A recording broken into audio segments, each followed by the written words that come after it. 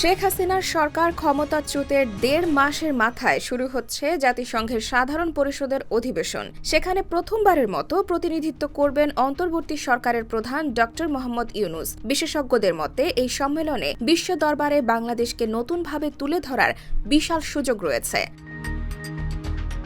সূচি অনুযায়ী ২৭ সেপ্টেম্বর জাতিসংঘের ৭৯তম অধিবেশনে তার ভাষণ দেওয়ার কথা রয়েছে ড. ইউনূসের। বিশেষজ্ঞরা বলছেন, বাংলাদেশের ভাবমূর্তি পুনরুদ্ধার ও পশ্চিমা দেশগুলোর সঙ্গে সম্পর্ক উন্নয়নে এবারে জাতিসংঘ সম্মেলন বিশেষ তাৎপর্য বহন করছে। বিশেষ করে মানবাধিকার ও গণতন্ত্র ইস্যুতে আগের সরকারের সঙ্গে যুক্তরাষ্ট্র ও ইউরোপীয় ইউনিয়নের টানাপোড়েনের পরিপ্রেক্ষিতে এবারের অধিবেশন নতুন সম্ভাবনা সৃষ্টি করেছে।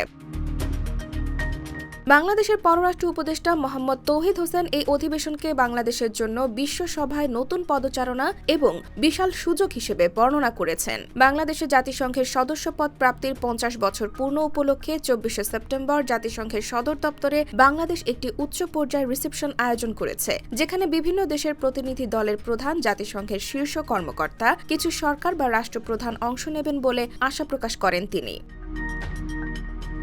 এছাড়া ভারতের সঙ্গে সম্পর্কে যে এক ধরনের টানাপোড়েন চলছে সেটা স্বীকার করেন তৌহিদ হোসেন। বলেন, সমস্যার সমাধান করতে হলে সমস্যার অস্তিত্ব স্বীকার করলে চলবে না। টানাপোড়েন দূর করার চেষ্টা করা হবে এবং একটা ওয়ার্কিং রিলেশন রাখার চেষ্টা করা হবে। তবে সম্পর্কটা মর্যাদা ও পারস্পরিক শ্রদ্ধাবোধের ভিত্তিতে হতে হবে বলে উল্লেখ করেন তিনি। ইতিমধ্যে জানা গেছে, সময় মিলছে না বলে ভারতের প্রধানমন্ত্রী নরেন্দ্র মোদীর সঙ্গে প্রধান উপদেষ্টা ড. মোহাম্মদ ইউনূসের দেখা হচ্ছে না এই অধিবেশনের সাইডলাইন বৈঠকে। তবে ভারতের পররাষ্ট্রমন্ত্রী এস জয়শঙ্করের সঙ্গে তার দ্বিপক্ষীয় বৈঠক হবে বলে জানানো হয়েছে।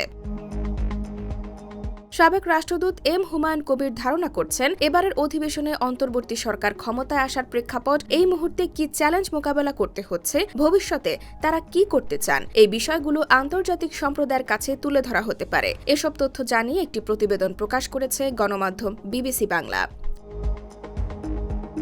IBTV USA, new York.